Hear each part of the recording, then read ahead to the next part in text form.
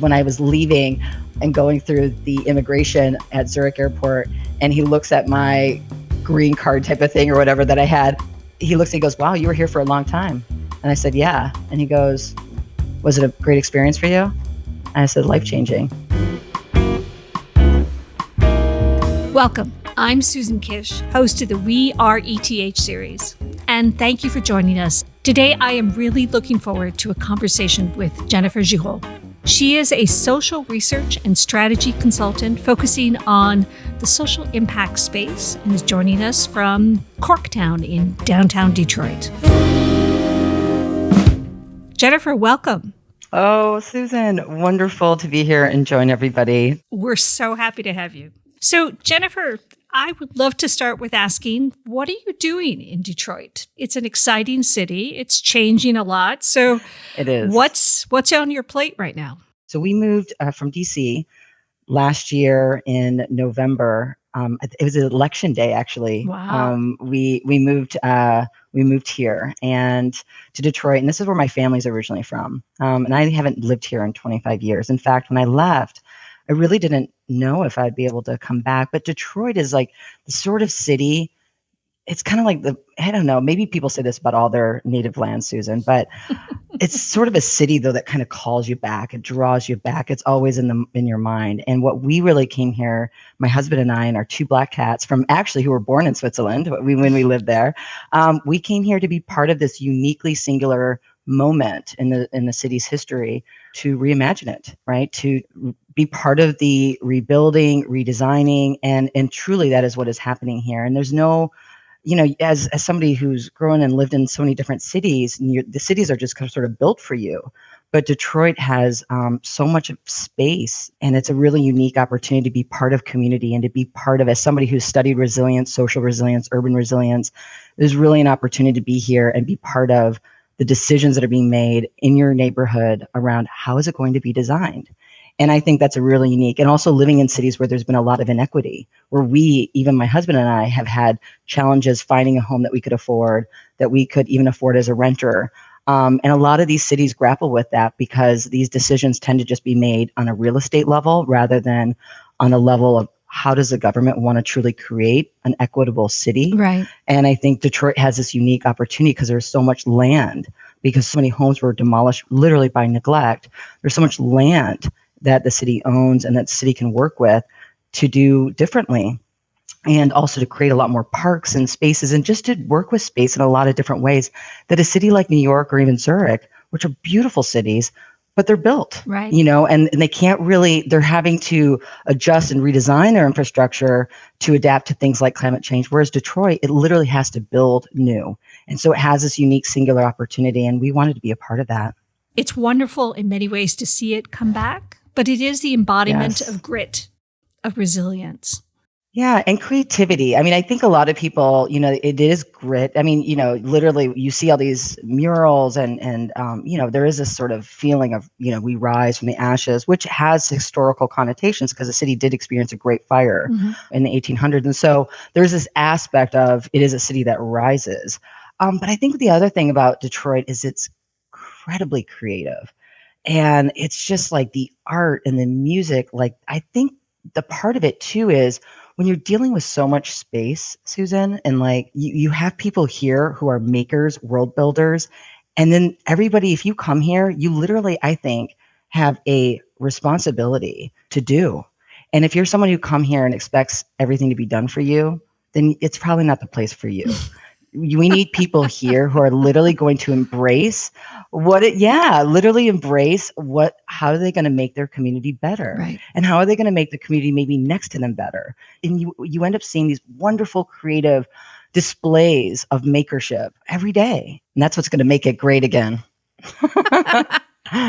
Well, it has the opportunity to make a difference in this next century, which is really fascinating. But help me connect the dots. You lived in Zurich for 7 years at the ETH Center for Security Studies. And if I read correctly, you were part of the center around risk and resilience. Correct. So can you help connect the dots between that work that you did on resilience and Nigerian terrorism and energy infrastructure and ICT and disasters. I mean, you did a lot of really interesting work. How does that inform and connect with the work that you're doing now? As somebody and I think this is, just going to ETH for a second. As a social researcher, we don't really talk about ETH, right? Mm-hmm. When I was living in California and going to graduate school, I hung out with a lot of mathematicians and people in the physics department, and we'd go hiking together. And I told them, I said, hey, I got a senior researcher or researcher job at ETH. And they all looked at me. They're like, what? That's amazing. And I was like, is it? Okay. No. And I was like, the university is like amazing. But they knew, like, you just landed on the most amazing opportunity. You have no idea. And truly they were right, because when I came and I worked for the center with, it's headed by Andy Venga. He's wonderful. And I was really focused on, at that time, really that relationship between people and their environment. Right. And specifically, how does your environment, how does the place where you live impact your life? Mm-hmm. And how does that maybe express through violence, right? Somebody actually being propelled, motivated, agitated to carry out acts of violence because of their conditions. And so this relationship, just kind of connect. I looked at, when I was there for 7 years, I worked on a wonderful team. And for me, one of the areas I looked at was like the targeting behaviors of violent groups. Mm-hmm. How did they leverage their terrain? How did their environment both agitate them because of inequities, because of abuses, and then how did they leverage that to actually destabilize another actor, a business, a sector? So I've always been very interested in that sort of dynamic, and I've also always been interested in the role of non-state actors, like myself, like a civilian, who have tremendous power. Mm-hmm. And so it's this whole world, Susan, of I'd say ETH really gave me a canvas, and they gave me the best paints in the world, and they say, paint what you want. And as a creative, in terms of thinking, writing, mm-hmm. seeing, interpreting, analyzing, it gave me this license to dance across a couple different domains that were all about our environment and our interplay with our environment. And how do we manage risk in that space? How do we adapt and recover in that space? How do we disrupt that space? And so for me, the link, as I come here now to Detroit, where it's all about me in space, right? How am I going to be part of shaping this space? And so I can see how that now starts to mobilize me. And it's now my job to channel that energy in a more productive way. But I've worked a lot for many years in environments where people dealt with something very similar in the Niger Delta in Nigeria. They dealt with that aspect of seeing their lands be abused by oil and gas activities. They dealt with seeing their livelihoods deteriorate because of oil and gas activities. They saw the lack of benefiting from those oil and gas activities, and many of them mobilized to agitate against those oil and gas companies and the government. So I can see how that's the link really for me. And now I'm so excited because I have the theoretical background and the principles in me from my work at ETH to actually apply that while I work here and live here. Does that make sense?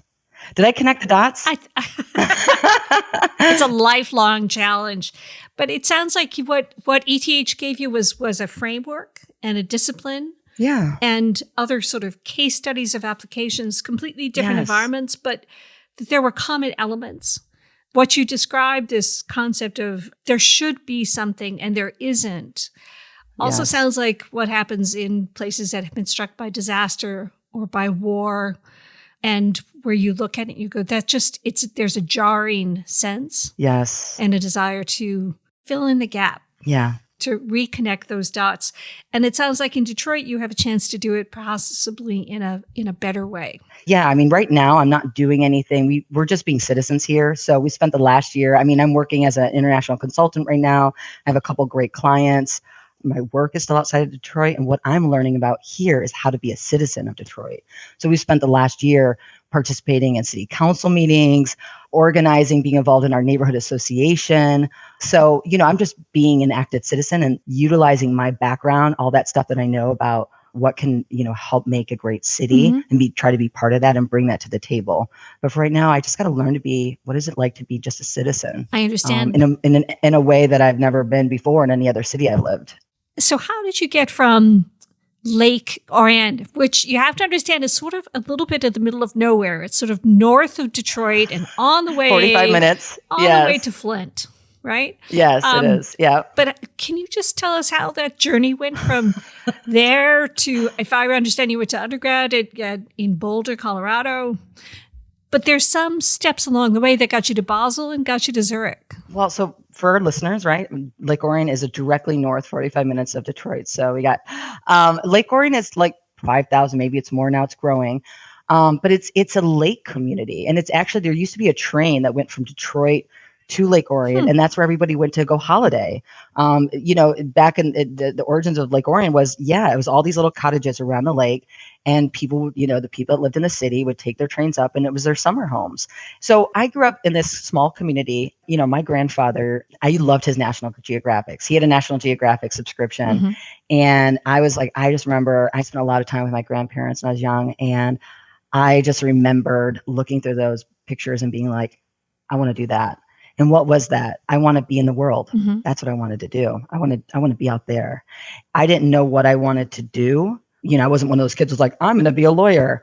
I knew I wanted to be in the world with people. That's what I knew. Right. And so my whole being in Lake Orion, I knew that I'd eventually leave, because that world, it's a beautiful community, lovely. The slogan there is where living is vacation, because everyone's kind of like, it's this beautiful lake. Everyone hangs out. It's great. But I just knew that I would be somebody that when the opportunity came to me, and the first opportunity was college.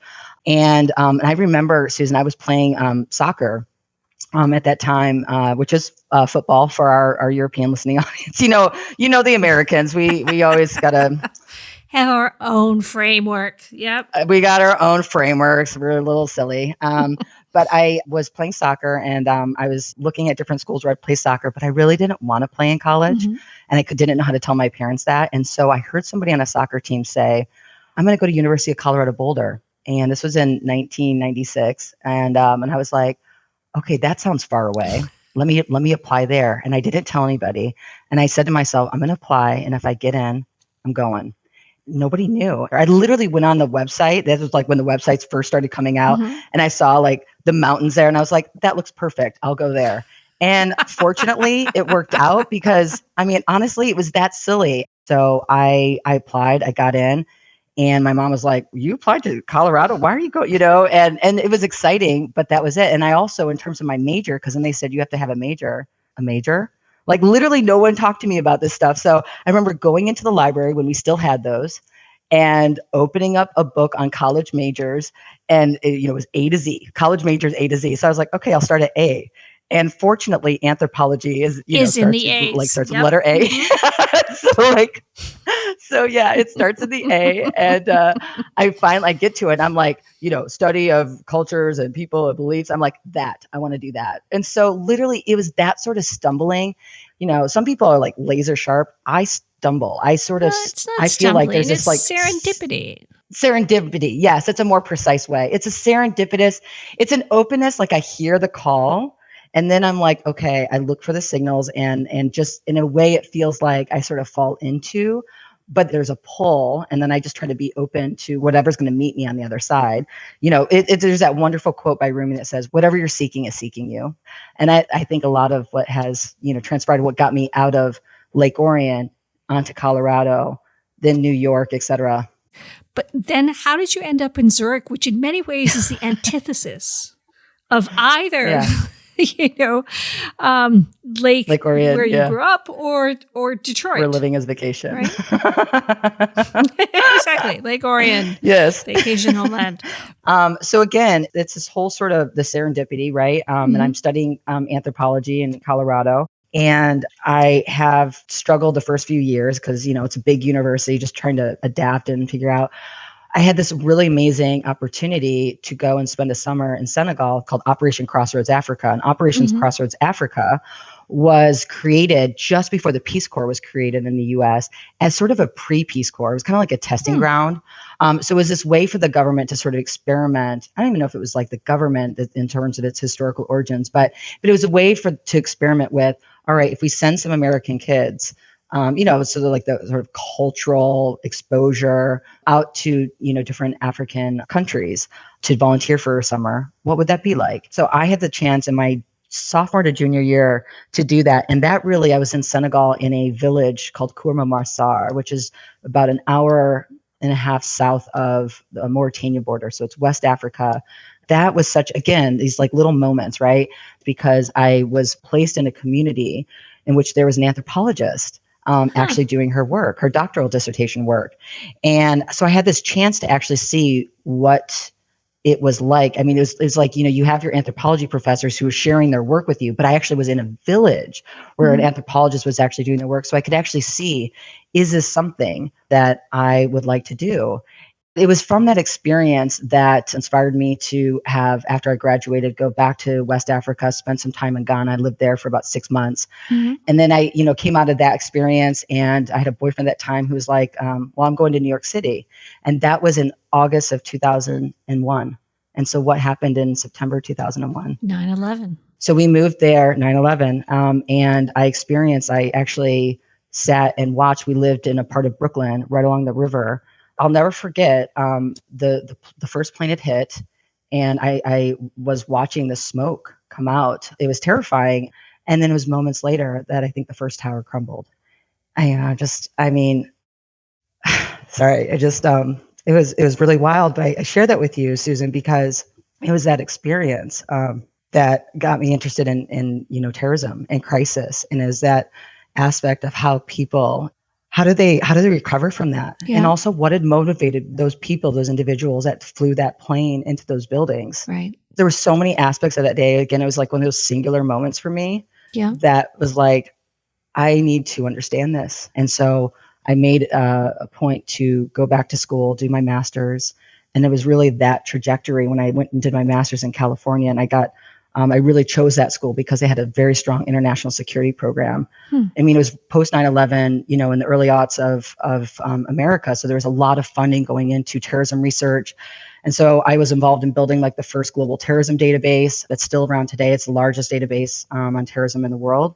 That then led me to Zurich. I wanted to keep advancing my studies. In 2003, 4, 5, 6, that period, really the funding was all about Al-Qaeda and Islamist terrorism. That's all literally, there was no other option. Right. I remember that. I was looking for opportunities for someone to get me a license to look at other things, that I didn't have to look at just one group. And honestly, when I got the job at ETH, at the Center for Security Studies, I knew that was going to be my opportunity, that I could have a greater creative license to look at other sorts of violent phenomena. And it didn't just have to be one type of group or one specific group within a type of groups. So Jennifer, as we think about the path that you've followed and the dots that you're talking about connecting, what is the role that ETH still plays in your life now that you're in Detroit? Oh, that's an awesome question. So I pride myself. I'm a collaborator. I love to connect. I love to connect with people. I love to collaborate. And being at a place like ETH, you have so many different departments, so many different interests, but also people from all over the world. And there's this convergence there of creative, ambitious minds. And what that really tapped into me was that it branched me out into other disciplines. ETH, for me, really allowed me to establish that sort of bold partnership and not staying in my lane.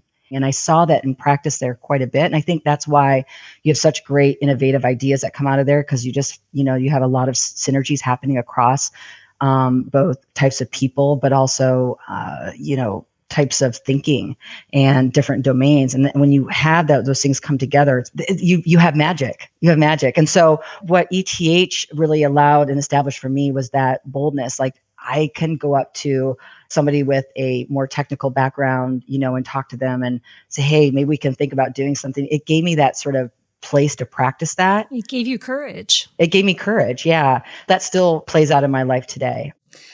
So you were there from 2009-ish to 2017, 14, 15, 16-ish. Yeah.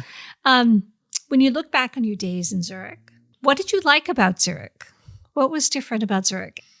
There's a couple countries so far in my life so far that have had a really big impact on me. Mm-hmm. And I really never knew that Switzerland would be one of those places.